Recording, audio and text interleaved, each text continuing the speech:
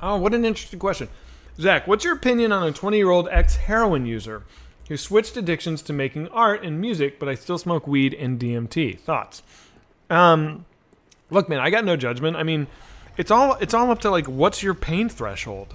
I mean, if you're able to truly put your primary addiction into making art, there's nothing wrong with that. You know, here's the difference between a good addiction and a bad addiction, okay? A good addiction is something that you put yourself into. A bad addiction is something that you put into yourself, okay? So video games, bad addiction. Drugs and alcohol, bad addiction. But working out, good addiction. Making art, good addiction. You're putting yourself into that thing. So that's fucking awesome. Now, as for the weed and the DMT, I mean, yeah, I'm one of those addicts where, like, I can't... Look, my video game playing is questionable. You know, it's you could make a solid case that it's detrimental because I play it a lot and I love it. But I feel like everyone's got to have a vice. This is a vice I can live with. The pain that video games cause me is not intolerable, so I'm cool with it. I'm making peace with it. If that's how weed and DMT is for you, where you're like, look, obviously maybe my life would be better without it, but it's like, it's not making me utterly miserable. Okay, that's just a decision only you can make. I feel like when your addiction gets to the point where, like, your life becomes unmanageable, that's when it's time to, like, stare it down, make a change. That's why, you know, in AA they say, like, step one is recognizing that your life has become unmanageable. That word unmanageable is kind of a key barometer. Like, and also, by the way, unmanageable doesn't mean lose your job, get divorced. Unmanageable could be just like, yeah, I'm keeping everything locked down. Like, I've still got all my plates spinning, but I'm miserable. For me, that's what my life was. No one ever told me, Zach, you got to get it under control. You know, no one ever said, like, you're going to get fired. I was just fucking miserable, dude. I was just like so sad. I had no self-esteem. Can you do AA without the religious attachments? Yeah, I'm agnostic, dude. I don't believe in God. My sponsor is a straight up atheist. Higher power can be whatever the fuck you want it to be. My higher power is AA.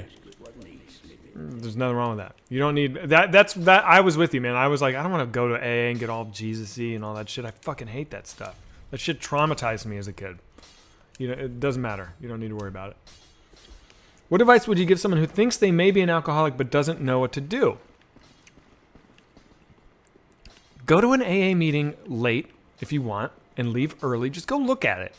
No one's going to fucking do anything to you. You don't have to talk. No one's going to make you stand up and tell your life story. If you go to one of those meetings, because some meetings that everyone goes around and shares, and you don't want to share, when it's your turn, just say, hey, I'm here to listen. That's totally fine. Just like go audit one. And if you don't like it, then you never have to go again.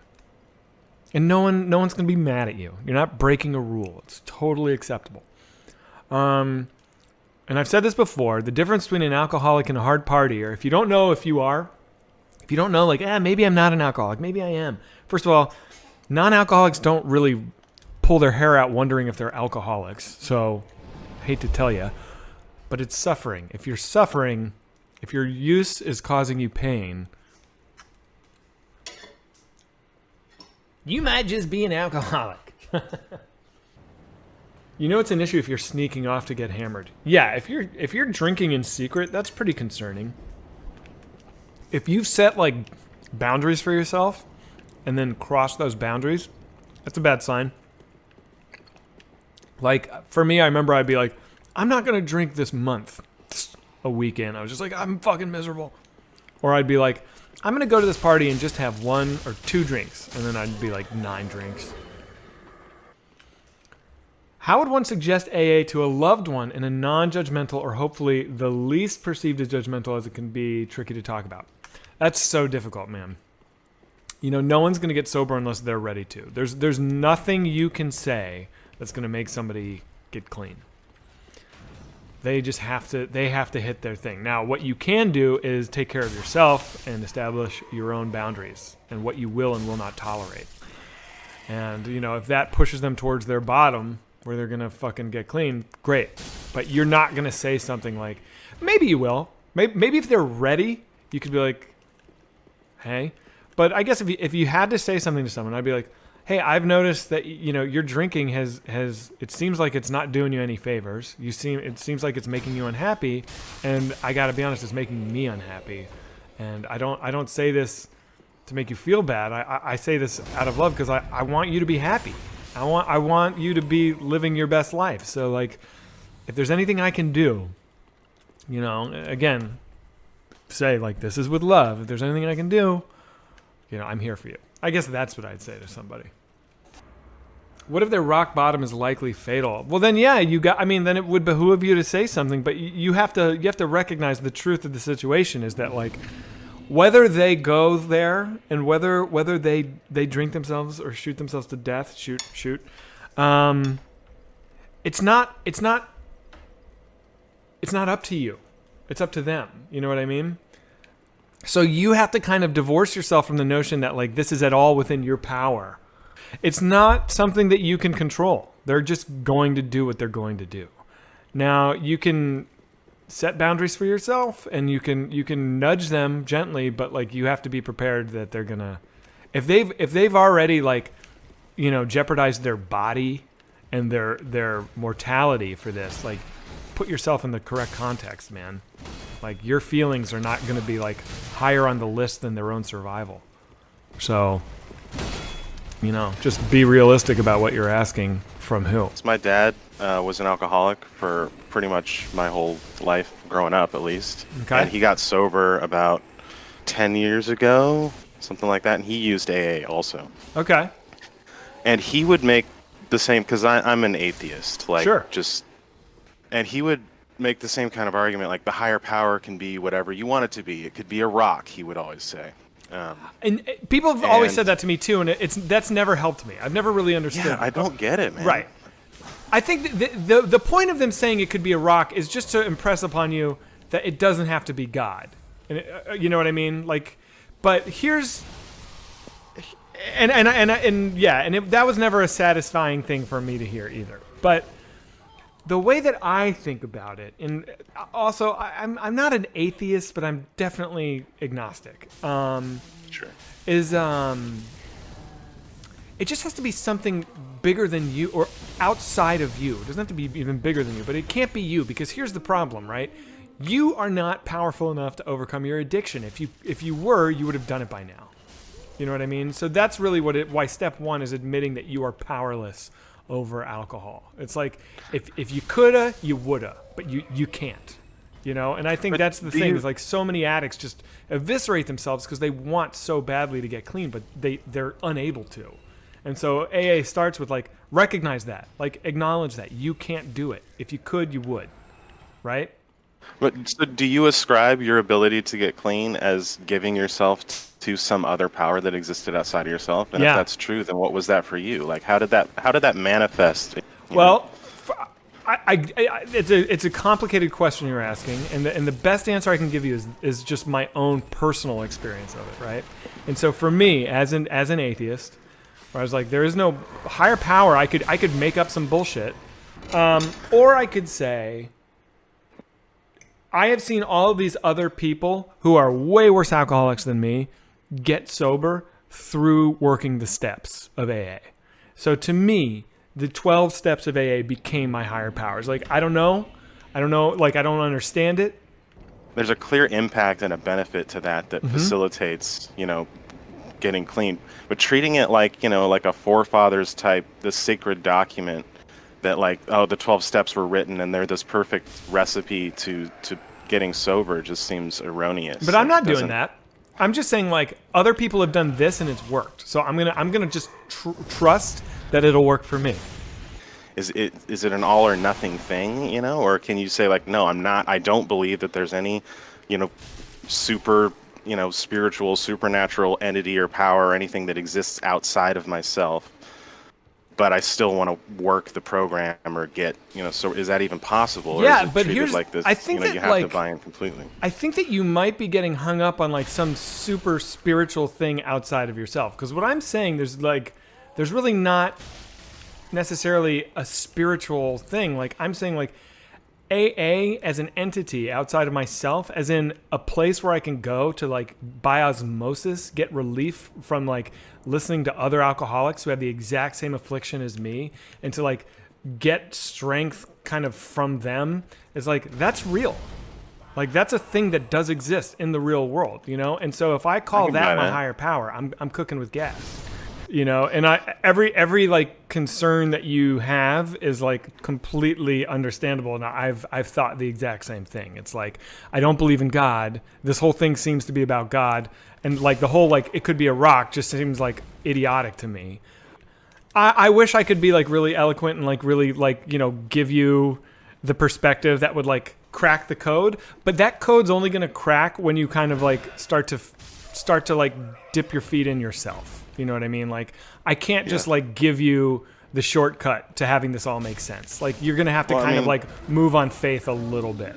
I'd say don't be afraid to go check out a meeting and know that you are totally within bounds to leave all that God shit on the sidelines.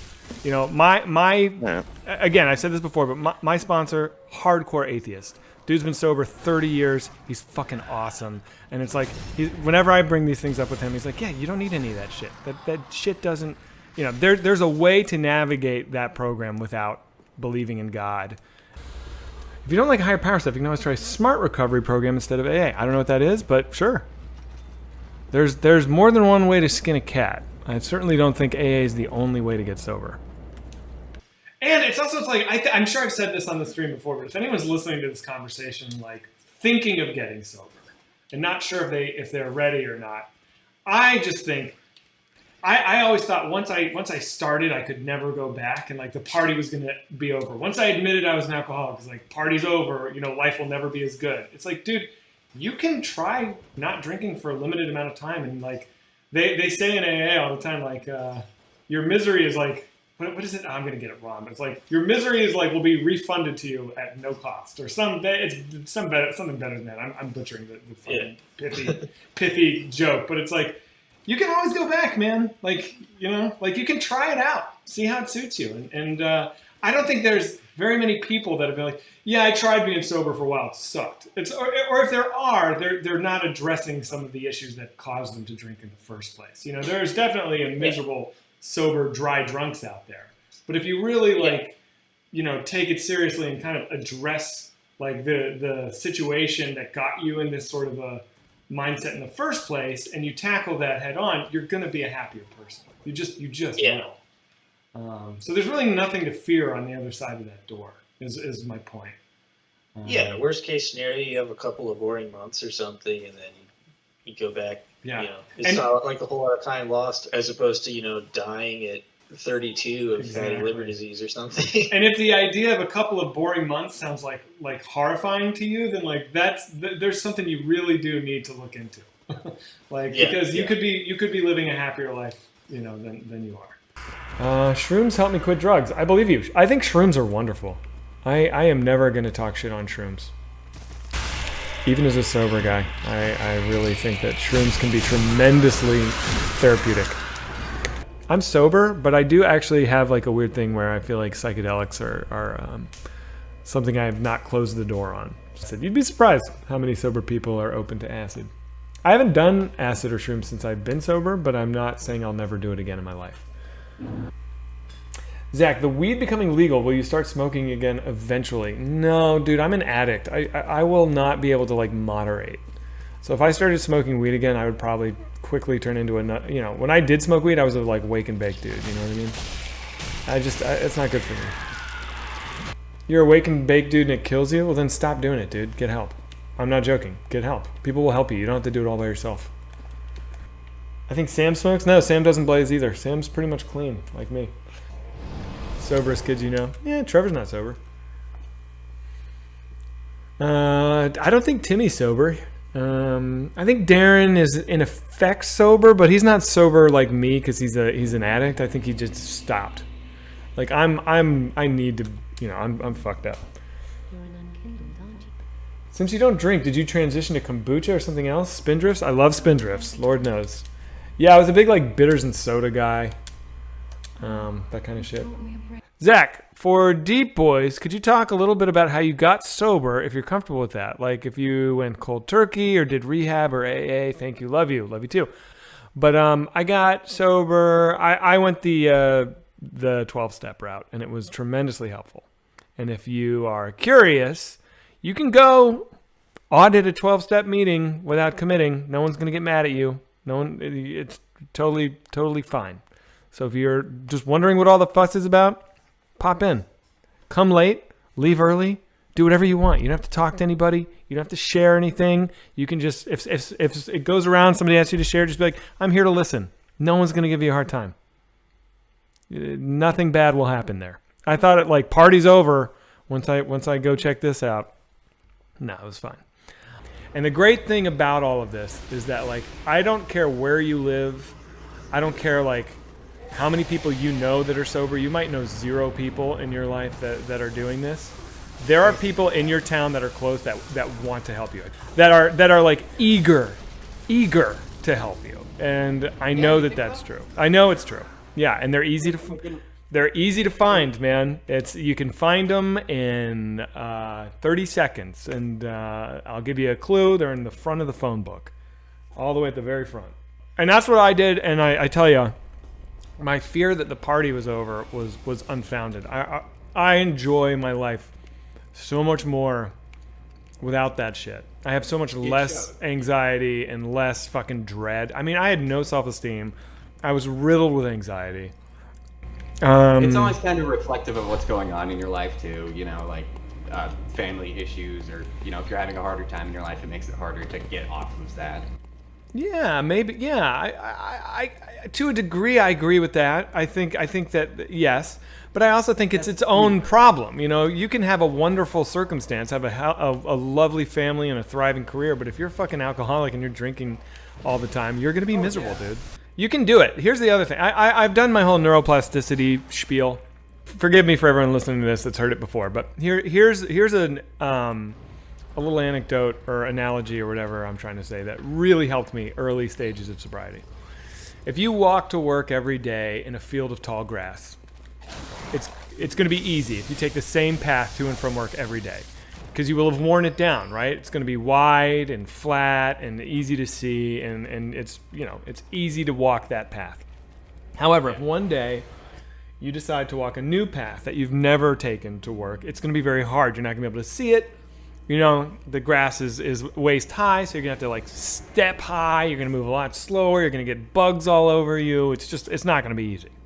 But if you continue on that new path to and from work every day and you stick at it, eventually that new path will become flat and wide and easy to walk down, and you'll be able to do it no problem. And that old path that you used to take every day will become overgrown, and eventually that old path will disappear altogether. And that is neuroplasticity. That's how our brains adjust to new behaviors. And so it might be hard in the beginning, but it will scientifically, you know, don't take my word for it. This is just how your body works. It will get easier. It doesn't need it, I guess. Yeah, and you're never gonna never want to drink. You know, like, oh sure. You know that there's always gonna be something there, but that's okay. But you can do it, man. You really can. I've seen hopeless drug addicts and alcoholics pull themselves together and thrive. You know, and people who are like literally like have hopeless, homeless, just their every action is defined by getting that next fix. You know, anyone can do it. It's just sad that not everyone does. All my old friends are at this point where they never really stopped abusing substances, and it's kind of like a similar story with your dad, where I'm seeing how they're turning out, and I'm seeing how much of a fuck up they are, and it's scary. Mm-hmm.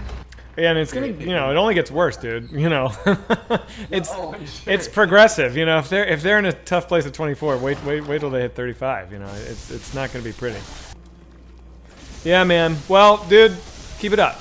Keep it up. Get help. Don't do it alone. You don't have to. You know, and that is the only other piece of advice I have, is like, do it with other people. They're all around you. I promise they're in your town. I don't know where you live, but it doesn't matter. I've been to meetings in Fiji, dude, Like, you can do it. Oh, wow. Yeah. One last final sober insight. But if you're wondering if you're an alcoholic, you very well may be. I don't think non-alcoholics debate and wring their hands and stress out about, am I fucking alcoholic? Oh God, maybe I am. Therapy is another really good idea if you're having substance abuse issues. Totally agree with that. Nothing wrong with that. Like, he had so many close calls where, like, for Chad, who doesn't know, my father was a very bad alcoholic who died of cirrhosis. How old was he when he died of cirrhosis? I think he was probably like 62, something like that. That's It's a pretty horrible young. way to die, man. It's Yeah. the worst way. It's a slow, painful death. He had a distended stomach. His ankles were like I don't even know how. It was like elephant feet. Was that like because like once your dad passed away, you were like, oh, like there could be a genetic connection, like Oh, there's where I definitely a could. genetic connection. And I was drinking so much too. I was just drunk all the time. And I just knew, I was like, this is my destiny. And I realized my drinking was like the only way I can think of it was like, it was like a train headed to one fixed point on the horizon. I was on that train. I didn't have a steering wheel. I was going to go there or I was going to get off the train. I had two options. Right. So I was like, I'm getting off. Do you wish you had stopped drinking earlier? That's sort of a yes and a no. I think I actually kind of did it at the right time. I think I did it right when it was getting really gnarly. Because you got to be ready. You have to be ready. You have to be Yeah. ready. And you can't do it because somebody else wants you to do it. So it took me as long as it did to stop drinking because I had convinced myself that once I stopped drinking, my life would never be as fun. And that the fun would be over and I would live in like an amputee or like in a black and white world for the rest of my life. And that seemed very scary and sad. And that was not the case. It's not as bad as you imagine it to be on the other side. In fact, it's really great on the other side. Once that happens, I'll never have fun again. You have more fun. Yeah, that's just a myth that your alcoholism is trying to Only sell you. matriarchs are allowed inside. Truly, that's true. As an outsider observing, you seem to be a much happier person post drinking Totally. than pre drinking. Thank you for saying that, and it's true. Yeah. Somebody said something about substance abuse, and they were thinking about quitting drinking, and they were asking how much is too much, blah, blah, blah. I just want to say real quick, if you're wondering if you're a hard partier or an alcoholic, and I've said this before, the way to know the difference is if you're suffering. That's it. If you're drinking all the time and you're loving life, then you're fucking doing it right. Go for it. But if it's causing you pain, then that's where it matters. Because that's the other thing. If you're not suffering, you're never going to quit. You know what I mean? Like, why would you? In our 20s, like, we would go out. I didn't want to hang out with people that didn't get fucked up like I got fucked up. If you didn't drink, like, sorry, we weren't going to really have that much in common. You know what I mean? Like, on a like hang level. Like, I wanted to be around the people that were going real hard. You know, that's where I felt I would just always gravitate towards the drunkest corner of the room. In retrospect, that kind of sucked for me. Like, I didn't get to like make relationships with a lot of like interesting people. I was kind of hamstring because I could really only relate to people who are like level 10 drunk like I was. Like, that's something that I didn't even realize I had like kind of like glitched in myself until like, you know, a couple years out of it. But you like, you always like you always like worked hard. You know, like, do you think that alcohol actually like affected your work? I feel like no, because I'm I feel like you were fine. yeah, no, I don't think it fucked up my work, my professional game, but I'm talking more about like relationships that I never made. Right. Is what I'm kind of talking. Zach, have you ever talked about your lowest point with drinking? What was the day you decided to be sober? Well, I have talked Good about question. it. So, you know how it happened was the last year of drinking was one of those things where I was just on a bender a lot. I was drinking every night, but like for me, a night off meant I just had like 3 glasses of wine. That was a So you're night drinking off. every night? Yeah. I would take a day off maybe once a month. I would take a day off, something like that. And I remember it was getting very common where I'd be like, I'd been drinking hard for like 4 days straight. I remember I'd like be in the shower, and if I went real hard for like 4 days in a row, I started to get real depressed. Like I would get anxiety, dark thoughts. And I remember at one point I was in the shower and I was like, fuck, like I've got to take a night off. I've got to loosen up. But Ryan's party is tonight, and I know I can't not drink. Like, well, once I have 2, I'm having 15. You know what I mean? Right. And I just felt trapped. I was like, I can't. Like, I have to drink at the party. I guess I could not go to the party, but that sucks. Just feeling like I didn't have a choice in it. Anyway, so I went to a wedding with my now wife, and the next morning I decided I was gonna like break up with Sarah. I said something pretty horrible to my now wife. We were in bed, and I said a really mean, horrible thing to her in bed the next Like, were you trying to get her to break up with you? I was trying to instigate a breakup.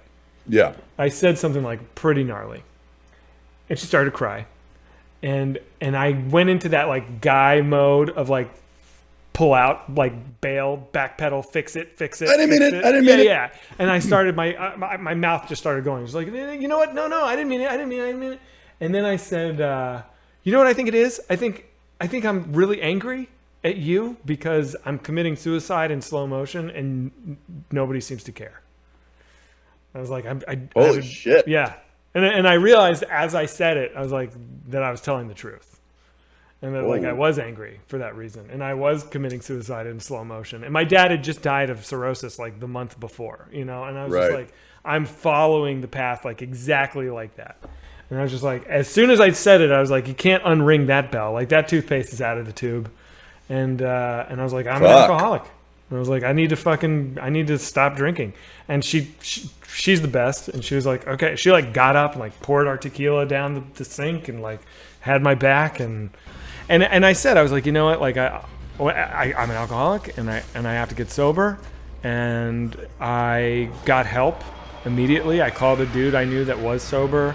And I was like, dude, I need help, man. I never drank again. That was 5 and that's awesome. Almost 6 years ago. Yeah. So cool. Yeah, it was good. I mean, like that's great. It's not really a disease per se, but some people tend to have a higher tendency toward addiction based upon genetics and and such from what I've learned in Psych 1102. It's more of a genetics thing. And you're right. There was a study that they did on mice, right? Where they got one sample set of mice addicted to alcohol. And then they had another sample set that was not addicted to alcohol. They forced this one to get addicted. Like they forced them alcohol, you know, they got them drunk regularly and they got them addicted. Okay, so then they bred both of these mice, you know, they bred their litter, and they took their offspring and they mixed them in the same environment. And the offspring of the mice that were addicted to alcohol had completely different behavioral traits, and then they put an option of like you can have water or alcohol. All the children of the alcoholic mice became alcoholics, and all the children of the non-alcoholic mice didn't. So it is definitely a cycle that perpetuates from generation to generation.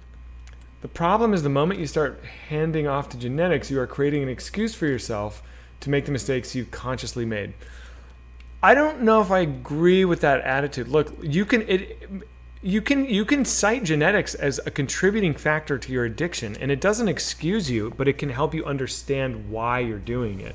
The responsibility is still yours to change your behavior. So I don't think telling someone that they're an alcoholic because they're genetically predisposed is necessarily a bad thing. It's still on them to fix it. You know, you're not saying, what can I do? You know, my dad's an alcoholic. I'm a fucking alcoholic. That's all there is to it. No, dude, like, if you want to be miserable, go ahead. But, like, you know, you're the only one that can save yourself. So you got to fucking do it. Did you utilize a program when you stopped drinking? I did. I did utilize a program to stop drinking. Because I tried to stop drinking by myself. I could never do it. You are? Okay, cool. Yeah, I couldn't get sober alone. I would try and fail and try and fail. So I went to a 12-step program, and I was fucking terrified, and I thought I was going to be in a cult and everyone's going to be a freak. But I met some of my best friends in there, and it helped me immensely. So highly recommend it. Highly recommend it. And the fun doesn't end, dude. That's what I thought. I was like, well, my life will kind of be over when I quit drinking. That was foolish. That was not correct. That helps a ton to hear. I've been trying to go it alone. Don't do it. Don't do it that way, man. It's too hard. It's too hard. If you're like me, if you drink the way that I drink, it's too hard. You need help. They say the opposite of addiction is connection. I don't know if that's true or if that's just a pithy saying, but in my experience, it's been true. Okay, I'm going to Someone's play. asking me to talk about getting weed sober. I've been actually, I think, 2 years now, maybe 3 years now. This month I've been weed sober. I used to smoke every day. It was just, Frodo Skaggins says pretty addicted to weed. I was totally addicted to weed. Anyone that says you can't be addicted to weed does not understand addiction and the anxiety that comes with addiction. I mean, sure, there's probably not the same physical components to being addicted to something else, but you can definitely be addicted to weed. Yeah, you can be addicted to anything. And yeah, there's just this moment where, I still have problems with motivation and with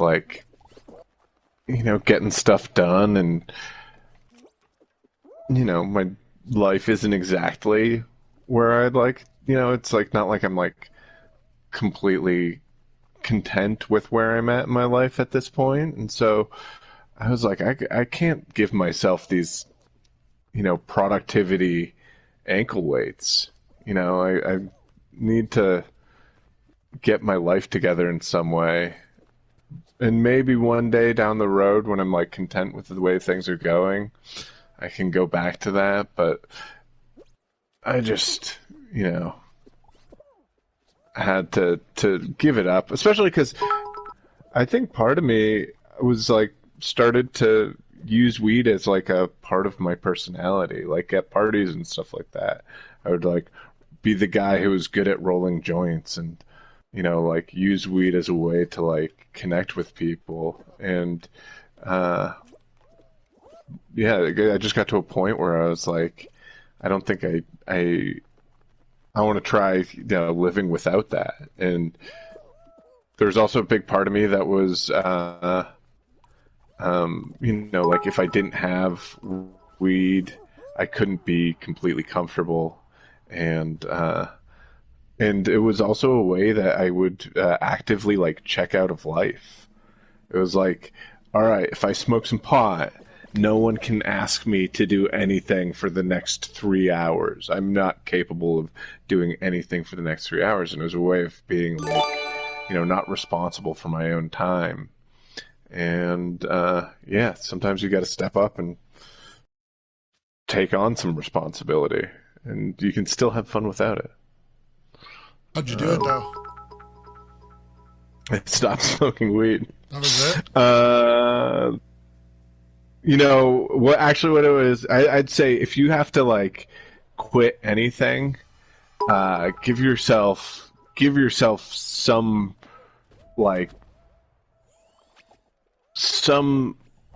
in stone reason to quit.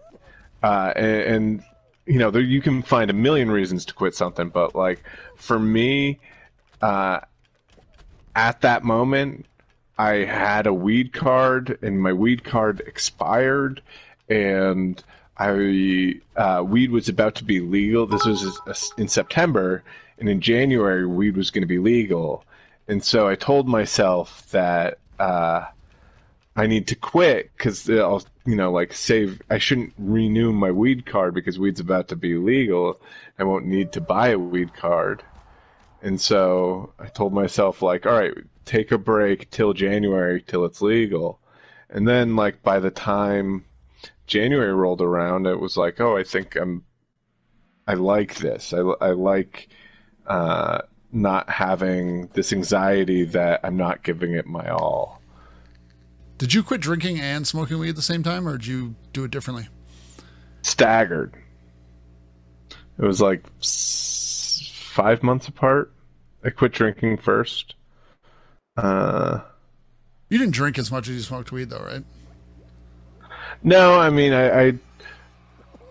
I smoked weed every day. I didn't drink every day, but I would say that, like, a lot of times when I drank to the point of, you know, like being obliterated.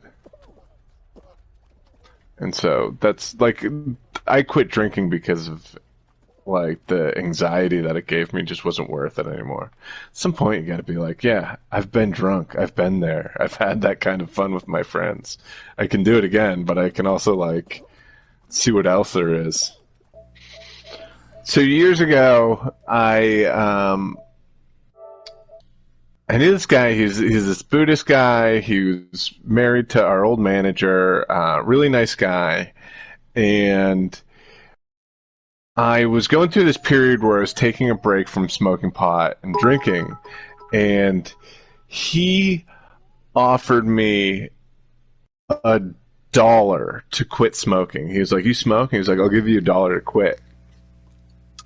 And I was like, "Sure." $1 for this challenge to quit smoking, that like, and it totally helped. It totally helped me quit smoking, and it was so hard. I quit cold turkey. And Smoking after weed I quit smoking, or cigarettes? smoking, I was already taking a break from smoking weed and drinking, and this guy offered me $1 to quit smoking cigarettes, and and so I was like completely sober for a month. It totally helped that this guy offered me $1. That like if I started smoking again, that I would have to give this guy that I knew back $1. It was like hell for a week, and then I started running. I was like, I should do something good for myself. I'm doing like all these goods by like cutting something away. I should do like add something in that's healthy instead of taking away things that are like healthy for taking away. And so I started running, and then I started looking into it, and I realized that, you know what, it's like I started kind of like playing around with the idea of running a marathon, and I started looking into it, and I was like, it's not impossible. It's just kind of a lot of training. And I committed it, like being sober was supposed to be being sober for like a month, and I committed to being sober until till I ran this marathon.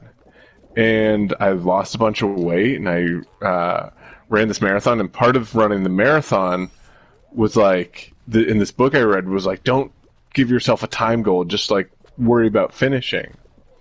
I was sober for the longest period I'd ever been sober, and I'm running the marathon. I ran the New York Marathon, and I wasn't concentrating on a time goal, but I got to the end, and I was like, let me finally look at the clock and see how I'm doing. And I wanted to, like, part of me wanted to finish under 5 hours, and I was like checking that, and I look up at the clock, and the clock's at 4:19, like 12, and I'm like, oh my god, I did it! Like, I'm like gonna finish like way under 5 hours, and then it hits me: if I start sprinting right now, I can finish right at 4:20, and so I started booking, like at 26.1 miles, I started sprinting for the finish line, and I got there like 8 seconds early, and then got self-conscious about the idea of waiting 8 seconds to cross right at 4:20, and so I just crossed the finish line, and I've regretted it ever since.